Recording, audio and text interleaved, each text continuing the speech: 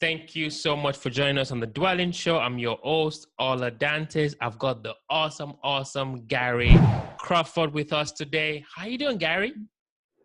Not too bad. How are you? Doing fantastic. So, Gary, I know you obviously sent me your profile, but I know you can do it way better than I can. Can you tell the Dwell listeners a little bit more about yourself and kind of what you've been up to lately, actually? Sure. So, I got into real estate originally with a house hack.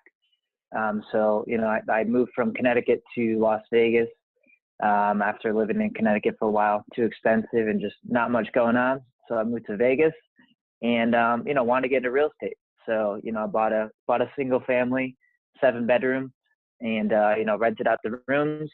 And then I was like, you know what, I could get more of these rentals. This makes sense. People are paying my bills. People are paying for me to live. This is great. I want to do this long term. So started getting more into real estate and doing some wholesaling, some fix and flips a little in Vegas. And then, started buying some more rentals. Vegas isn't really that strong of a rental market right now in terms of, cash flow. So I started looking elsewhere and started looking in Columbus, Ohio. So I started racking up some rentals there and got 16 units now there in Columbus, and just looking to grow that portfolio and kind of focus on that as I do a little bit in Vegas too. So. Man, thank you for sharing that summary. But I think I want to go back a little bit, right? Sure. So you were in Connecticut, living your life. Everything was, I'm guessing, fairly, okay. But something made you change and move to Las Vegas. So can you kind of tell us what were you doing? Yeah.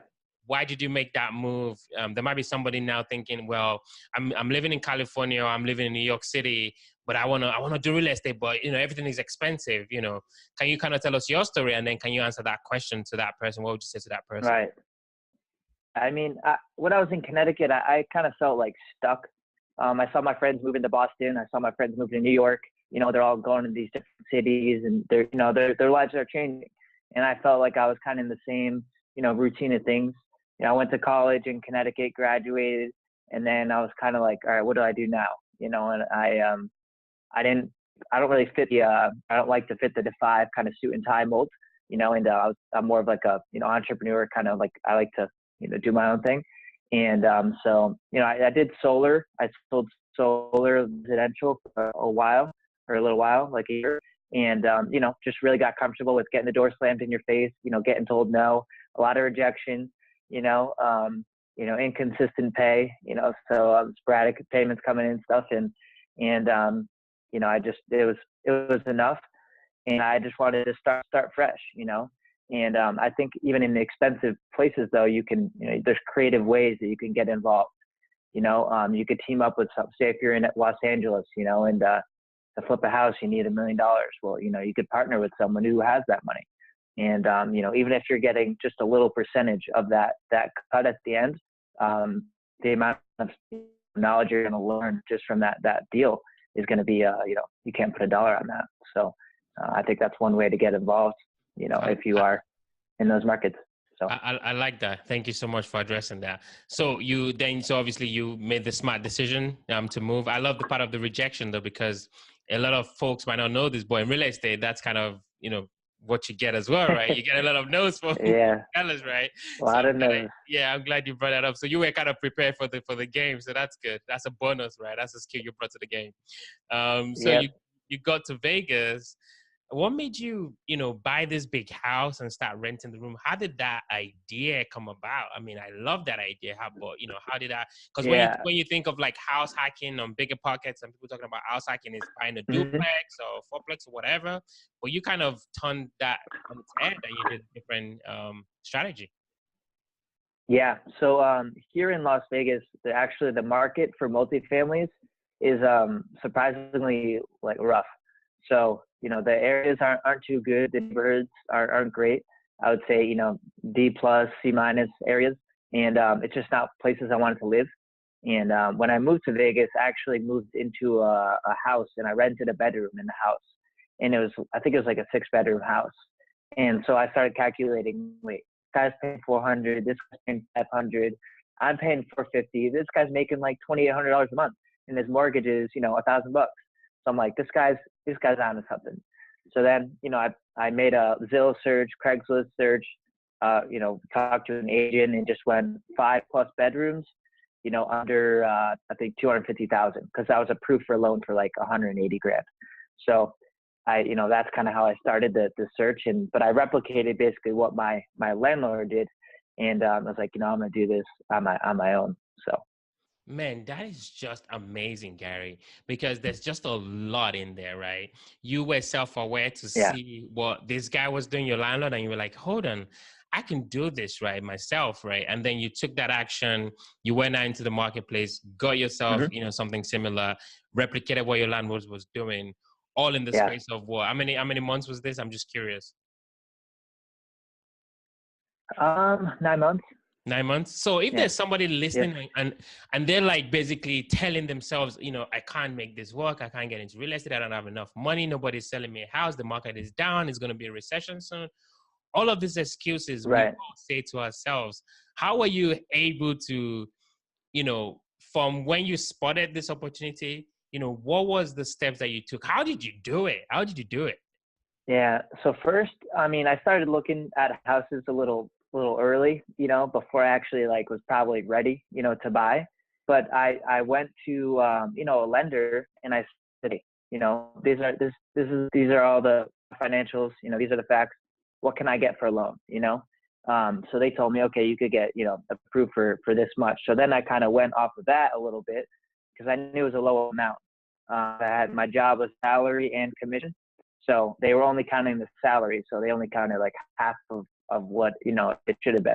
So it was a small amount, but I was like, all right, this is what I have to work with. So let's figure it out. And then over the course of a couple of months, I just started saving all my commission checks, just putting away into, I don't know if you know Acorns, like a little, like a stock trading little app, but it like saves the money for you. So I was using that as a bank account almost. And I saved, $10,000 in a couple months, maybe 4 or 5 months. So, it wasn't a crazy amount of time, but, it was enough to get started. So I was able to put a payment down. I put down $6,000 on the house. I got $3,000 from closing from the actual, from the seller. And then, I was in the house. So Wow. now You were in the house. I should have We're saved a little going. more. Yeah. You were in the house. I probably should have, a little more reserves so I could, have been a little less stressed out. But I mean, it worked out. So it Yeah, was and it was tight, your but it first worked. one. It was your first one. Yes. Like, you don't, usually your first one isn't like a home run. It's just kind of what, what you can get, right? You're trying to figure out a lot of stuff. So with your first one, what you said was it was Yeah. 7 bedroom. What were the numbers on it? Yeah. What's the story? Do you still own it? Yeah. So I bought it for 175, and right when I got it, I immediately rehabbed it. So it was a house built in like the 70s, and it was kind of neglected. Like there was laminate floors on the top, there was carpet underneath that, and there was linoleum underneath that. So you had 3 layers of just flooring throughout the whole house, like bathrooms, kitchen, everything. So tore that up, and after that, like really, it was the bedrooms were livable. So I wanted to get the bedrooms livable so I could start getting some renters in there. So I had 2, 3 people from my old house that moved in with me. So they started helping me pay the mortgage right away. And then I kind of just chipped away at the bathrooms, the kitchen over time. So when it was fully rented, it was bringing in 3450 a month, and the mortgage on it, and after insurance and all that, was 996. So I was cash flowing like $1,800 a month, and that's actually what kind of let me leave my W-2 job, because after a while I was like, you know what, like I can take the risk, and go in real estate full time, because all my living expenses and stuff is covered from this house. So Wow, congratulations. That is fantastic. I mean, thank you. in a market where people are saying there are no deals out there, I can't make this work. This is a Yeah. classic, illustration that real estate is one of the biggest way to create wealth in this country. That is an absolute fantastic deal. So you got this Absolutely. deal. Yeah, I'm sure you were like, oh my goodness, I cannot believe this. Somebody's paying me every month. My bank account is growing. What did you do next? So then I started looking more into real estate, like wholesaling. So I joined a little wholesaling group with like a mentor who kind of showed us, how to do wholesaling. And my goal with wholesaling was to really just gain capital, to start doing some flips, start buying some rentals. But when I started wholesaling, I realized that this is actually the most valuable tool in real estate, I think, is, because you're finding the deals. And that's sometimes the hardest thing to do, is find the deals. So you're finding the deals, you're really learning how the numbers side of things work. And so, I mean, I think that's, you could go into any market if you know how to find deals, and you could be okay, whether you're buying flips, wholesales, rentals, whatever. So that's I started doing the wholesales, and then I left my job because, the income from the wholesaling was more than my job. So I made that jump, and then I just sold the house as of March 1st for 300,000 to a fellow house hacker. So he's doing the same thing, and he actually furnished all the rooms, so he was able to get like $50 extra a month for each room. So smart, he's still able to make a little more on it. I just wanted to, cash out, get out of the deal, and quit on that while I was ahead, and use that money for acquiring some more rentals. So you acquired some more rentals and you went out of state. Some people, when they hear that, they almost have a stroke or a heart attack at the same time. First and foremost, how did you manage to, you're from Connecticut, you moved to Vegas, now you're buying in Columbus, Ohio. Why Columbus, Ohio? So I always saw Columbus as a good market. I mean, overall cheap properties, with some good rents and some solid cash flows. And then I also like, you could find houses that are 30, 40, 50 grand, duplexes for 100 grand. But then you could also go, higher end if you're near the university or, near the city for, 300, 400, 500,000. So it kind of has all those spectrums, and there weren't like really bad, like D-class neighborhoods that I, really saw. So there might be one little neighborhood that's like that. I mean, overall, it's a pretty good city. And also one of my buddies is, he works for a general contractor there. So, he's able to help manage the properties. We've partnered on properties as well.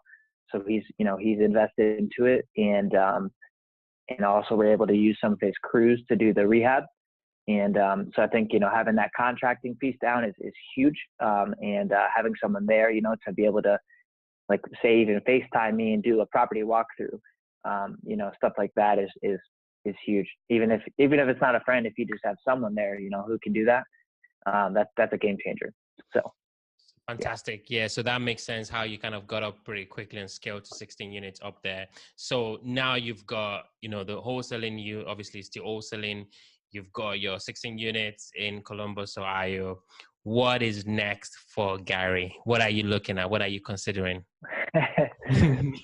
That's a good question. I mean, right now, I just want to, I want to build the rental portfolio up, so I'm going for, 100 units, 2 years from now. So, because now I'm going to kind of focus full time into the acquiring rentals. I kind of started getting into the raising some private money and getting all that going. And, I think I just see that growing from here. And now it's just kind of, finding the deals. So I think once I get, acquire some more units after this year, goal is 27 units by the end of this year. And then start going into maybe some smaller multifamily, like, say 5 to 16 unit buildings, and kind of grow that way, and just kind of see where things go. So I find it hard setting goals, say like 5 years out and such, because I think, life changes so much over the course of that time. So I like more of like the quarterly goals, the yearly goals, you know, and then maybe like kind of a 3-year goal, but that could even change. So. I mean, you said something that's really interesting, and maybe this is the first place you might hear this on the Dwelling Show, but I actually urge you to start going for the multifamily right now. You know why? You already have, the precursors to do well in multifamily. Yeah. So I'm just curious. This is like, I don't even know if this is the podcast anymore. We're just like having a conversation now. Yeah. Why are you not buying the multifamilies now? What do you think might be a stopping block? Well, right now, I just want to get more of a foundation of a proven track record.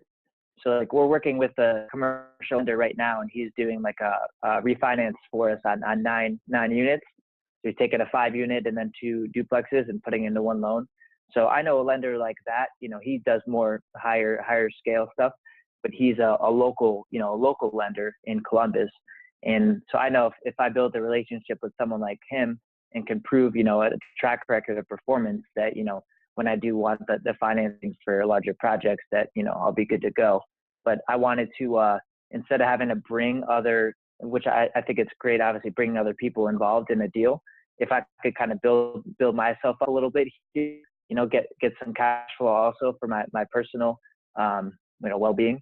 And then after that, kind of then be able to branch out into it. So I just want to get that foundation almost. And then, I mean, I'm sure, that jump will happen. So. I'm sure. I'm so sure too. And I'm so sure too. Maybe when we bring you back in a couple of years, you probably have like 500 units or something. So we're definitely dwelling into the quick round. These are going to be quick questions, quick answers. You ready, sir? All right, let's do it. First question. Okay, do it. What makes Gary unique? What is that differentiating factor that separates you from the next girl or the next guy? I think, I'm pretty good at being able to connect with anyone, and whether it's a, homeless person on the street or, it's a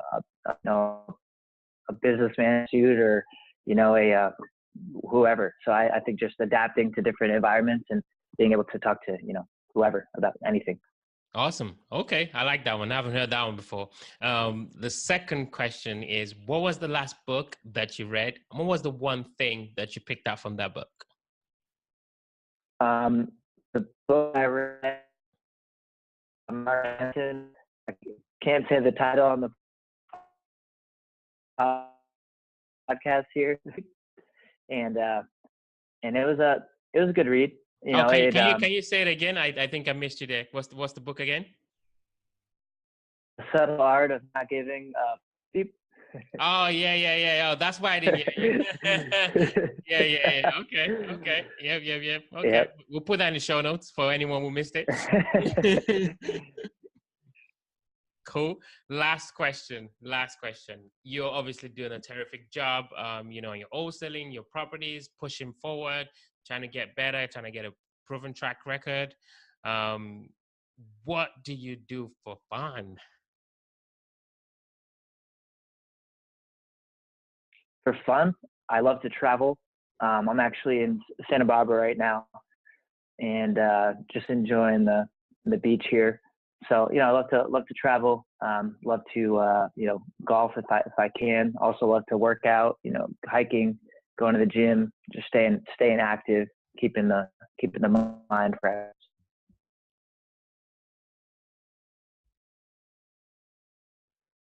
Awesome. So if there's a fly on the wall thinking, wow, I like this Gary guy, I want to know more about Gary, or maybe then, Las Vegas and they want to maybe connect with you, where is the best place that you're most active? How can people reach out and connect with you? Yeah, Facebook, Gary L. Crawford III. I think I'm the only Gary L. Crawford III on there. And then also Instagram, GC3, and then 2 underscores on Instagram. Those are probably the 2 best places to find me. So, Gary, thank you so much. I wish you all the best. Keep pushing, keep going. I really appreciate you coming on the show. Thank you for having me. Really appreciate it. My pleasure. Take care.